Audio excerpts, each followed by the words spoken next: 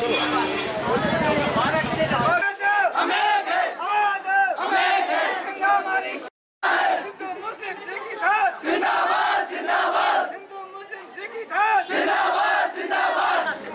का जो ये रैली है, जिसका टाइटल है, थीम है पीस एंड ब्रदरहुड, इसी सिलसिले की एक कड़ी है।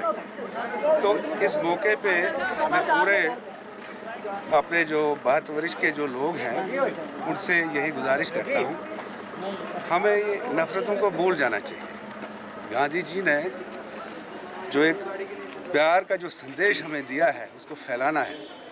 अंग्रेज़ों ने तो हमें डिवाइड किया था, गांधी जी एक ऐसी पर्सनैलिटी थे जिनने हमें यूनाइट किया। भाईचारे को कायम रखना है, अमन को कायम रखना है।